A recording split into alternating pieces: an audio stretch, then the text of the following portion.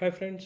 सो ये fifth part है हमारे मेडिवल हिस्ट्री लेक्चर सीरीज़ का क्विक रिवीजन फॉर यूपीपीएससी। हम लोग अभी मेडिवल हिस्ट्री कवर कर रहे हैं, एंसेंट हिस्ट्री हम लोग कवर कर चुके हैं। लक्ष्य प्रोग्राम हमारा जो यूपीपीसीएस का था उसके तहत ये हम लोग क्विक रिवीजन सीरीज चला रहे हैं, जिससे कि आपके मार्क्स बढ़ सकें और कम समय में आप ज़्यादा कुछ रिवाइज कर सकें। फिरोज शाह तुगलक का मैं जिक्र करूंगा, क्योंकि इससे पिछले लेक्चर में हमने मोहम्मद बिन तुगलक के बारे में देखा था। तो फिरोज शाह तुगलक जो था उसने भी काफ़ी सारे रिफॉर्म्स किए थे, है ना। और एक उसने खान ए जहान मकबाल, एक तेलुगु ब्राह्मण कन्वर्ट था जिसको वज़ीर बनाया था, प्राइम मिनिस्टर बनाया था।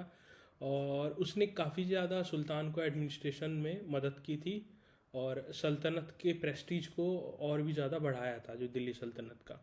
मिलिट्री कैंपेन्स भी किए थे।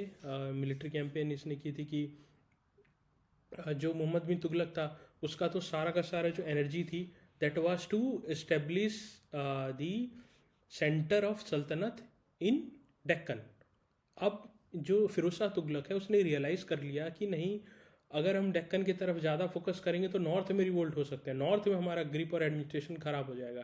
तो जो कोर है उस पर ध्यान दें, इसके बजाय कि हम जा रहे हैं डेक्कन में एक्सपीडिशंस कर रहे हैं, है ना। इसलिए उसने एक्सपीडिशन नॉर्थ में ही की है ज़्यादा, बंगाल में जैसे उसने किया है ना।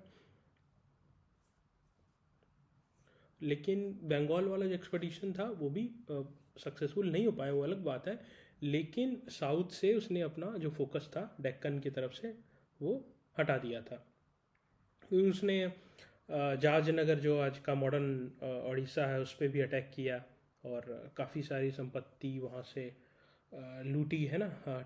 जैसे कि जगन्नाथ टेम्पल से काफ़ी सारी जो धन था वो लूटा, है ना। उसके बाद इसने मार्च किया नागरकोट के तरफ और वहाँ से भी ट्रिब्यूट लिए।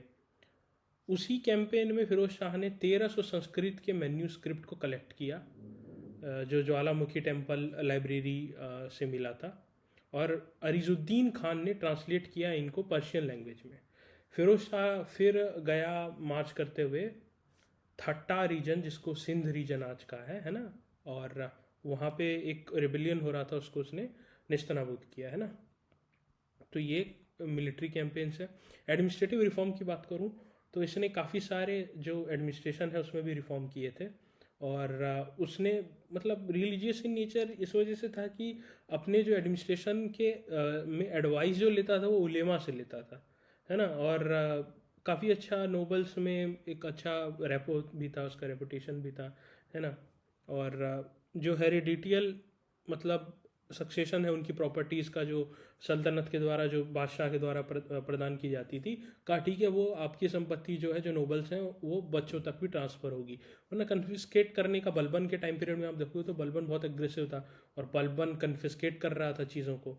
तो यहाँ पर ये बंदा जो था वो कन्फिस्केशन नहीं कह रहा, आपको हम पूरा सियोरिटी देंगे कि आप आगे भी इसको ट्रांसफ़र कर पाए प्रॉपर्टी को एक जनरेशन से दूसरे जनरेशन में। और इस्लाम को पूरा मानता था, तो जजिया जो एक पोल टैक्स होता था नॉन मुस्लिम्स पे, वो फिर से डिप्लॉय कर दिया, है ना। और 28 आइटम्स पे जो टैक्सेस थे जो इस्लाम के ख़िलाफ़ थे उसको इसने अबॉलिश कर दिया। और इसने इनटॉलरेंस दिखाया सिया मुस्लिम और सूफीज़ के, क्योंकि ये ऑर्थोडॉक्स सुन्नी मुस्लिम था। सो सिया मुस्लिम और सूफीज़म के प्रति इसका कोई उदारवाद नेचर नहीं था। और हिंदुओं को सेकेंड ग्रेड सिटीजन मानता था। एंड सिकंदर लोदी और औरंगज़ेब की तरह आप इसका टॉलरेंस लेवल देख सकते हो टुवार्ड्स अदर पीपल। ऑर्थोडॉक्स था, जैसे सिकंदर लोदी बहुत ऑर्थोडॉक्स था, औरंगज़ेब तो था ही था, है ना। तो ऐसे ही फिरोज शाह तुगलक भी था। Muhammad bin Tughlaq was much more tolerant, Muhammad bin Tughlaq was much more scholar, है ना। पढ़ाई भी उसने काफ़ी ज़्यादा की थी। एडमिनिस्ट्रेटिव लेवल पे वो उतना बढ़िया एडमिनिस्ट्रेटर नहीं था। फिर पहला सुल्तान था जिसने इम्पोज किया था इरिगेशन टैक्स। ये इंपॉर्टेंट है, ये आ सकता है ना।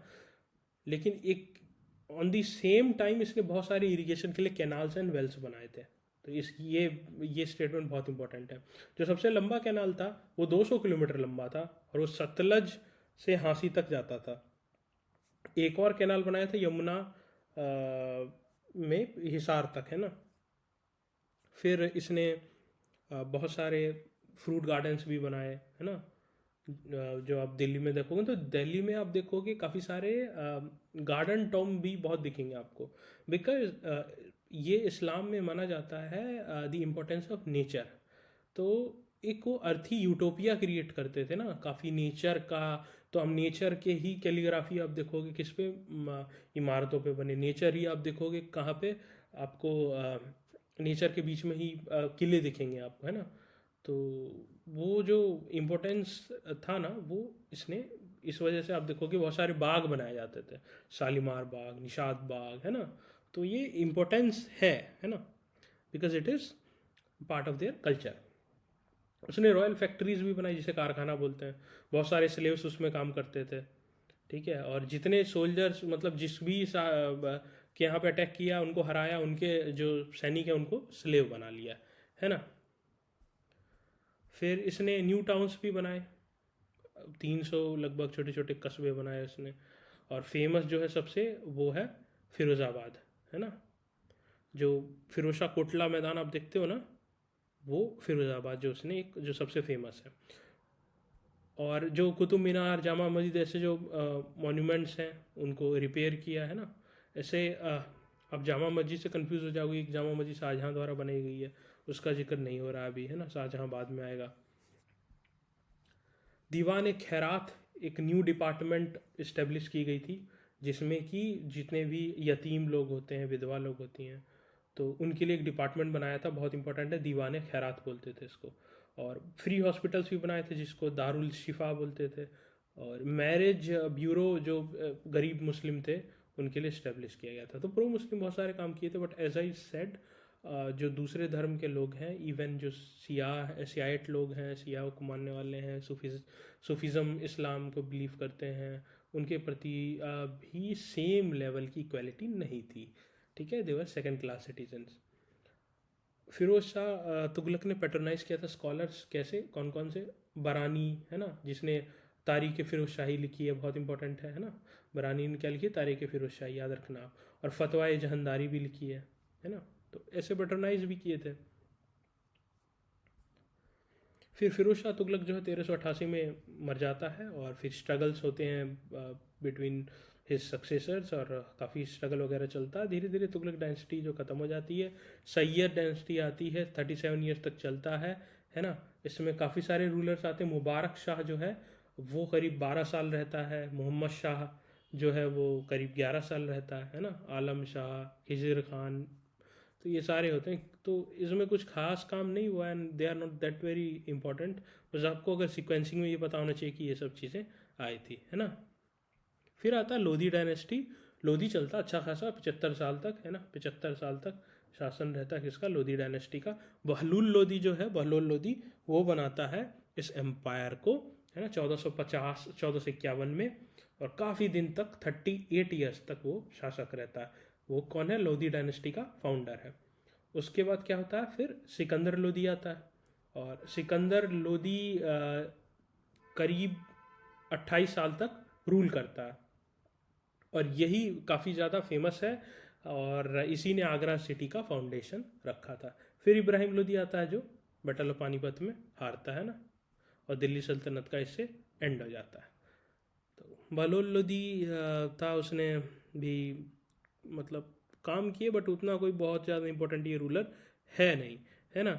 शर्की डायनेस्टी जो जौनपुर के साइड है उसको इसने एनेक्स किया था, है ना। और बहलोल कॉपर कॉइन वगैरह बनाए थे। सिकंदर लोधी थोड़ा सा इंपॉर्टेंट है इसमें, और इसने पूरे बिहार को अपने कंट्रोल में लाया था, और बहुत सारे राजपूत चीफ्स को डिफीट किया था, बंगाल को अटैक किया था, और ट्रीटी साइन करने में मजबूर कर दिया था, है ना।